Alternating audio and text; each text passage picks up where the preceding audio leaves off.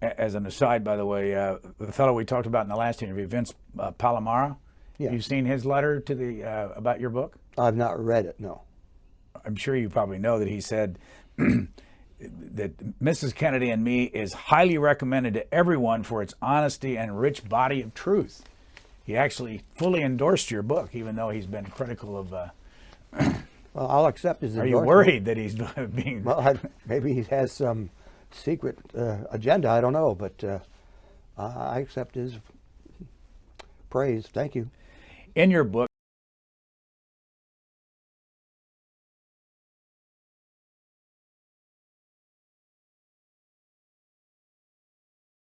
did you keep notes?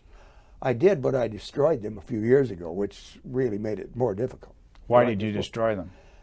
I promised that I would never write a book. I vowed that I would never do so, never contribute to a book, never talk to anybody about it.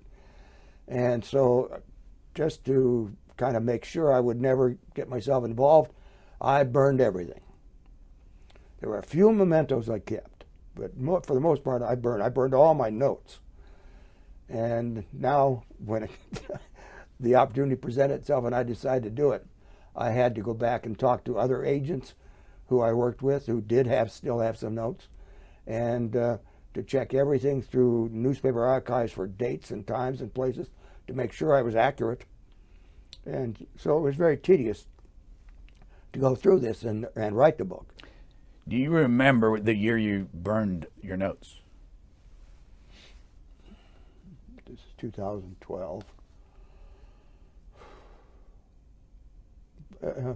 It was after maybe 2005, something like that. So what changed?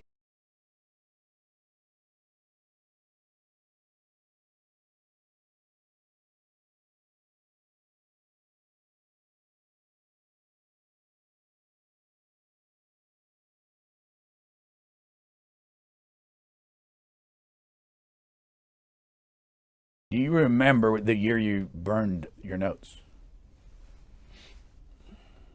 This is 2012. It was after maybe 2005, something like that. So what changed? Maybe 2005, something like that. Maybe 2005, something like that.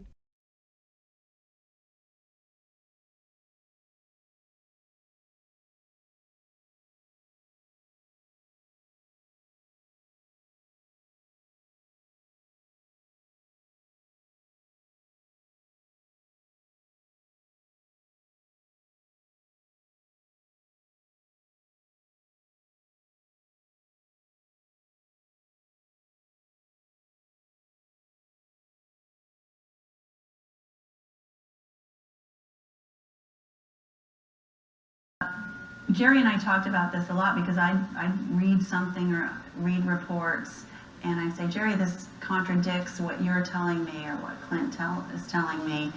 And I came to realize that these were the guys that were there.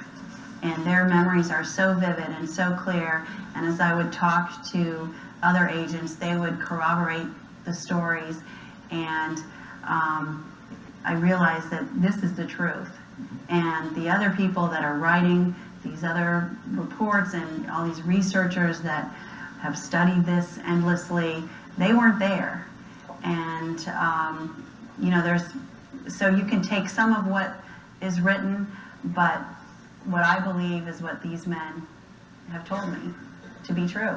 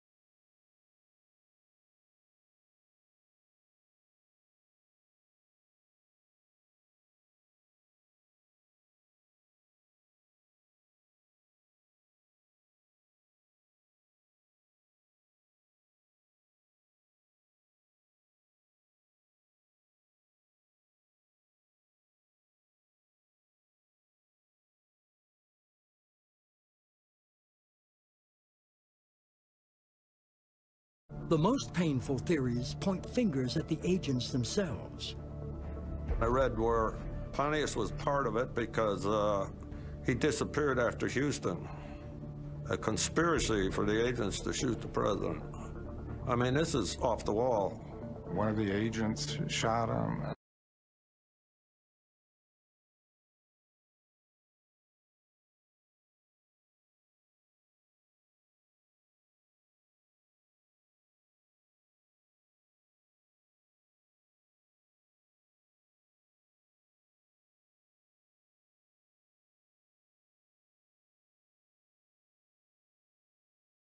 Really thick on certain parts. If Don and I were on the back of the car, and it landed on the follow-up car, we wouldn't have known about it. Oh, okay. See, what I'm thinking is, because Sam was telling me something to the effect where, I guess Floyd Boring on this trip, what he would do is, intermittently, the agents would go back to the fob car, or, I don't know, is that, I don't know. I thought Roy Kellerman was in the front seat of the limo, and not Boring. On the Florida trip? Yeah, on the Tampa trip. Oh, okay. I thought that it was Roy Kellerman, not Floyd Boring, in the car. Okay, well, you would know best. You were there, I wasn't. Doesn't it mention Roy Kellerman? No, it's just, like it's the document say, AIC, I guess it's Assistant Special Agent in Charge? Yeah. Okay, Floyd M. Boring, driver William R. GREER, Charles T. DeBoer yourself, Donald J. Lawton, boy, what's this name? Kenneth S. Gianolis? Ken Gianolis. Okay. It says Miami office, Charlie Howell out of Miami. We've got some video from YouTube. One of the things you say in your book, it made you want to write this book, was all the conspiracy theories, and you talked about the movie from Oliver Stone. This is a man named Vince Palamara. Do you know him? I'm familiar with him. I don't know him. He says that, I guess, we'll talk about this, that he sent you a 22-page letter. I recall receiving a letter which I sent back to him. I didn't bother with it. You didn't talk to him ever? He called me and I said hello, but that was about it.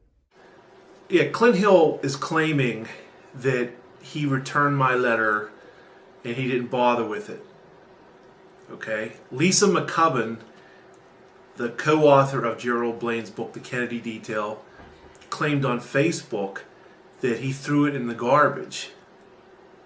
Perhaps the biggest contradiction of all is Gerald Blaine was quoting from the letter to me when I spoke to the gentleman on June 10th, 2005. So we got three different stories. Clint Hill's claiming here that he returned it to me. He did not return it to me. I received his signed receipt that he received it. He did not return it. Lisa McCubbin is claiming that he threw it away without reading it.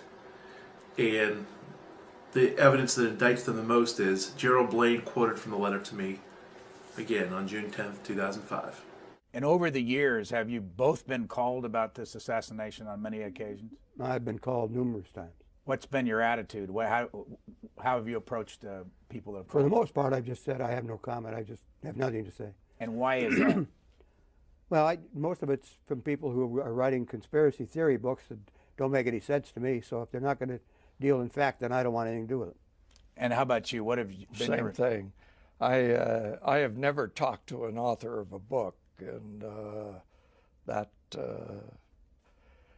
I just felt we have it on our commission books, worthy of trust and confidence. And I felt those were issues that you should never talk to anybody on the outside about.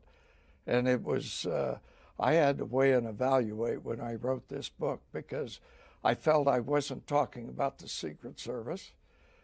I wasn't talking about the Kennedy family, but I was talking about the agents that I worked with and the incidents that occurred. And those were my friends, so that's when I decided to write.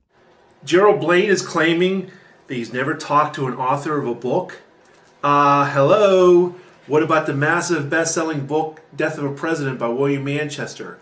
Yep, massive best-selling book. And there he is. Hey! He spoke to him in 1965. May 12th, 1965, to be exact. Even his buddy Clint Hill and many of his comrades spoke to William Manchester. Okay? Uh-oh. He's also mentioned in Manchester's book, One Brief Shining Moment. Oh no, oh no. He's also mentioned in Ultimate Sacrifice. Yep. Well, I guess these don't count as books, huh, Jerry? Do you have to get permission to do this from the Secret Service? No. So this wasn't cleared by the Secret Service, this book? No, but we had lunch today with the director of the Secret Service, who thanked us very much for our contribution. Gerald Blaine is claiming that the book wasn't cleared by the Secret Service, and yet he had lunch with the director, him and Clint Hill. On Jerry Blaine's own blog, when he attended the Association of Former Agents of the United States Secret Service annual conference, of which he's a past president of the organization and the sole surviving founding member, he mentions that Clint Hill briefed the director during the summer about the accuracy and purpose of the book. And again, at this conference, Blaine and Hill and McCubbin once again briefed Director Mark Sullivan of the Secret Service about the book. That's about as close as you can get to clearing a book. Here is this video. It's not very long. And this man's name is Vince Palamara. He is a citizen who has taken it on his own to become an expert. He's from Pennsylvania, and I don't know him. I've never talked to him. I've just seen it on the web. And he is, I believe he's a graduate of Duquesne University. So let's watch this and I'll get your reaction to it. Hi, this is Vince Palamara, the self-described Secret Service expert that Jerry Blaine accuses me of without naming me, okay? Back with my obsession about the Kennedy detail. I gotta read this. This is rich. Page 287. This is what Blaine's claiming Raleigh said. Raleigh turned to Jerry Blaine. And Jerry, since you were in the lead car, did you ever hear this over your radio as well? Yes, sir, I did. I heard exactly what Floyd just told you. The thing about this is the whole thing about the Ivy League charlatans thing. Jerry Blaine told me the Ivy League charlatans thing came from the guys. I can't remember who said it. Boy, his memory got real good 5 years later, because now he's claiming he heard it over the radio, Floyd Boring, okay? Just unbelievable. It's just amazing to me, you know? There never would have been a book if I didn't send a 22-page letter, okay, to Clint Hill that pissed him off so much that his very good friend Jerry Blaine came out with this book as a counter, okay? There's some nice things. I recommend everybody to buy it. I'm not into censorship. This is my First Amendment rights, okay? It's got some nice pictures, some nice non-assassination things, and there's even some good assassination-related things in here. But it's very obvious. It's other people picked up on it. That's why there's some really bad reviews on Amazon right now. Mine's the best of the bunch at 3 stars, too. It's very obvious it's a thinly veiled attempt to rewrite history and to blame President Kennedy without trying to blame him for his own assassination. First of all, his is not the best of the reviews. There are 7 with 5 stars, just in case for the record, that I saw today when I looked on Amazon. What's your reaction? Could you hear? Well, he wrote an assessment of the book about the first time about 5 weeks before it was released. The second time on Amazon.com, he and 4 of his friends, or 4 of his aliases, put a statement on assessing the book a 1, a 2, and a 3. My assessment of Mr. Palamara is that he called probably all of the agents, and what agent who answers a phone is going to answer a question, was President Kennedy easy to protect? Well, probably he was too easy to protect because he was assassinated. But the fact that the agents aren't going to tell him anything, and he alludes to the fact that when I wrote the book, most of these people were dead. Well, I worked with these people. I knew them like brothers, and I knew exactly what was going on. And I always respected Jim Rowley because he stood up to the issue and said, look, we can't say the president invited himself to be killed, so let's squash this. So that was the word throughout the Secret Service. This is rich. Gerald Blaine is saying, my assessment of Mr. Palamara is that he called probably all the agents, which is true. And what agent who answers the phone is going to answer a question, was President Kennedy easy to protect? You did, Mr. Blaine. February 7th, 2004 and June 10th, 2005 to be exact, and many of your colleagues echoed the same thing. That JFK was a very nice man, never interfered with the actions of the Secret Service, and did not order the agents off the limousine. Picking up where Blaine left off. Well, he probably was too easy to protect because he was assassinated. Jeez, that's really nice to know, Mr. Blaine. Again, a quote from Blaine here. But the fact that the agents aren't going to tell him anything, you told me a whole bunch of things in our 45-minute conversations, plural, times 2, on those dates I mentioned. And many of your colleagues told me much of value. And he alludes to the fact that when I wrote the book, most of these people were dead. Yes, it's very relevant.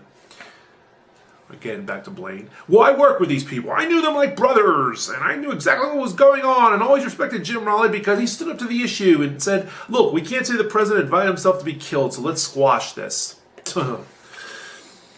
47 years later in Blaine's book, as I've covered in my Citizens for Truth and Kennedy Assassination online reviews and my blogs and whatnot, he's claiming in his book that there was a morning of JFK's funeral meeting of the Secret Service that Chief Riley said, look, we know the president ordered us off the back of the car, but we can't let the public know about this because then they'll think we're blaming the president for his own death. We got to cover this up. Ironically, by telling this sordid tale, that's exactly what the book achieves. It does blame Kennedy for his own death by revealing this meeting. I do not believe this meeting took place at all. I think it's a total fabrication. There is no evidence for it whatsoever. That's just my opinion, based on the fact that there's a lack of evidence. It's very slick, though, because there probably was a security meeting to discuss the upcoming walk to St. Matthew's Cathedral with Jacqueline Kennedy, Haile Selassie, Charles de Gaulle, and all the dignitaries. But the bottom line is everyone he's mentioning that attended this alleged meeting are long dead. There's no corroboration. And furthermore, the agents that spoke to me or wrote to me provided substantive details that go against this alleged meeting. The advance agents supposedly were told. No, they weren't. Winston Lawson told me in a letter, a complete stranger. Why would he lie? Said, I don't know of any standing orders for the agents to be off the back of the car. It never came to my attention as such. It never came to his attention as such. According to Jerry Blaine's book, there was a meeting. Mr. PALAMARA, there are a number of things that have happened, but he has no credibility. He's a self-described expert in his area, which I don't know what it is. He was born after the assassination, and he keeps creating solutions to the assassination until they're proven wrong. So he's...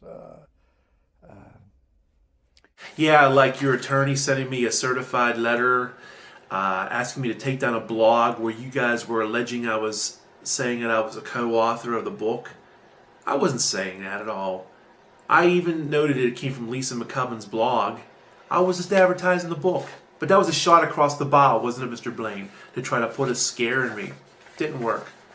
The truth shall prevail. I know what you said. I know what all your friends said. I have letters of them. I have some of them on audio tape. It is what it is, to use the common vernacular. And a quote from your book where you say that I stabbed your brothers in the back with baseless accusations. Hey, don't kill the messenger for giving you bad news. These gentlemen, including yourself, told me what they told me to a complete stranger on the phone, and or they wrote it, put it in writing. I mean, the consensus is overwhelming. It's a landslide that JFK did not order the agents off the back of the car, nor did he interfere with the actions of the Secret Service. You were a private in the Secret Service. Jerry Blaine was the Douglas MacArthur of the Secret Service, #1 agent. His #2 assistant, Floyd Boring, also said the same thing. Kennedy never ordered the agents off the back of the car.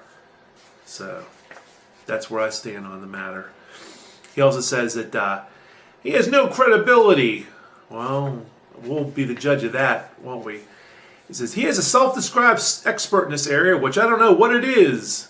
Well, self-described, people as diverse as Vince Bugliosi, the History Channel, the Assassination Records Review Board, and even ironically Brian Lamb have called me a Secret Service expert. I mean, it is what it is. He was born after the assassination. Okay, and so was your co-author Lisa McCubbin. And your point is? He alleges that because he sent me a letter, 22 pages in length apparently, and that I discussed that with Jerry. I forgot that I ever got a 22-page letter from this particular individual until I heard him say it on TV. And I never discussed it with Jerry or anybody else because it wasn't important to me. And insofar as him being an expert, I don't know where the expert part came from. I spent a long time in the Secret Service in protection, and I'm not an expert, but apparently he became an expert somewhere up in Pennsylvania. I don't know where. Okay, Mr. Hill, here we go again. You say, he, meaning myself, alleges because he sent me a letter 22 pages in length, apparently. Mr. Hill. Here's your signed receipt, okay? Here it is, June 2005. Yep, you received the letter all right. Another reason why I know you received the letter is when I phoned you a couple days later, you were irate as soon as you found out it was me calling you. And I asked you about the letter, and you said, about what? I said, well, sir, can you tell me what you thought of it or whatnot? And you said, you know what, I don't have any interest in talking to you. Okay. And what is the smoking gun, pardon the pun to this, is a couple days later, I talked to Gerald Blaine, and out of nowhere he mentions the deep friendship he had with you, the fact he just attended your son's wedding, and you guys knew each other since the late 50s when you served in the Denver field office. But the clincher was, out of nowhere, Mr. Blaine goes, hey, don't be too hard on Emory Roberts. He was a double, even a triple checker. He probably took Jack Reddy's life into consideration. That was directly from my letter. So again, when Lisa McCubbin said you threw the letter in the garbage without reading it, and you're saying here that you returned the letter to me and you never read it. Okay, the letter was not returned, and here's the signed receipt that you received it, and your angry response to my phone call says it all. And the clincher is when Gerald Blaine quoted from the letter, the party's over. That's exactly when Gerald Blaine started to write this book. Okay, and I was mentioned before about a shot across the bow. Yep, here it is from Gerald Blaine's attorney a little over a year ago. Hey! I am the attorney for Gerald S. Blaine. On November 21st, 2009, you copied the blog announcement by Lisa McCubbin, who is working with Jerry on his book, The Kennedy Detail, and republished it, stating, a collaboration between former JFK Secret Service agent Gerald S. Blaine and myself, thus making it appear that you, rather than Lisa McCubbin, are collaborating with Jerry on the book. Although the constitutional right of freedom of speech gives substantial freedom, it does not allow for misrepresentation, such as you have done. Therefore, I am asking you that you immediately remove this erroneous information, and further, that you correct this erroneous information, stating that you are not and will not be connected to the book. I wrote back to them, I took down the blog, but I just amped everything up. This is ridiculous. And I won't be connected to the book. Hey, you guys are just talking about me on C-SPAN. I'm in a review from the Vancouver Sun about the book, but more importantly, I'm on pages 359 and 360 of your book. Yeah, I'm not connected to the book, huh? If you refuse to do this, I have been advised to consider action against you to obtain a court order directing you to cease and desist your wrongful activities. Oh, brother, for a blog. Jeez. In addition, Jerry and Lisa have rights as authors and copyright holders which are valuable. Your activities will adversely affect these rights and cause them significant financial harm. Your book's a New York Times bestseller, Simon & Schuster, $28 a pop, not including shipping and handling and tax and so forth. You guys have made a killing on the book. I think the coast is clear now. I think we can worry about the significant financial harm of my information. If that occurs, they will take appropriate action against you to recover their losses. The truth hurts, doesn't it? Darn, if only all you guys didn't tell me that JFK was a very nice man, never interfered with their actions at all, and didn't order you guys off the back of the car. Yeah, Mr. Blaine, jeez. When I asked you about the Ivy League charlatan remark, where it came from, you told me on June 10th, it came from the guys. I can't remember who said it. I can't remember. Glad to hear your memory got real better, a lot better 5 years later, because now you're saying you heard it loud and clear on your walkie-talkie. Mr. Blaine, it's very obvious your book and the documentary are a reaction to my research. Other people have noticed it too. And specifically my letter to Clint Hill, the one he signed for. Because it looks pretty bad, doesn't it? It looks pretty bad. Yep. All these gentlemen, including yourself, are telling me that Kennedy never ordered him off the car. Why weren't they there? And this thing about the freeway, they were going too fast, that's bunk. Because there's many trips where the agents were on the back of the car at very fast speeds. No, won't wash.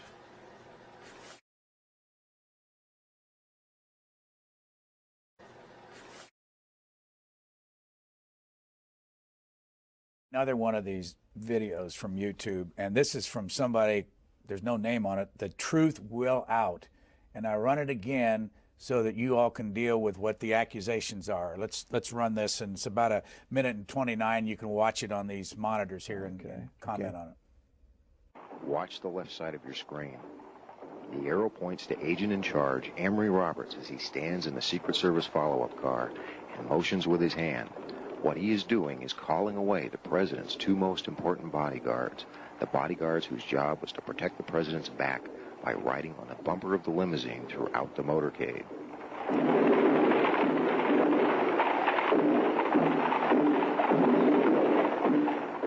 Watch again as he stands and orders the agents running at the rear of the president's car away.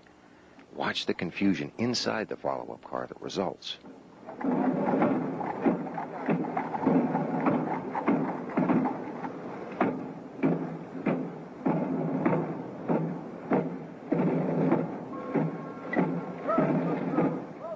Now watch the right side of your screen. The arrow points to one of two agents whose job was to hop aboard the bumper and act as human shields. He's obviously perplexed. Watch as he shrugs his shoulders 3 times in dismay, each shrug more dramatic than the last.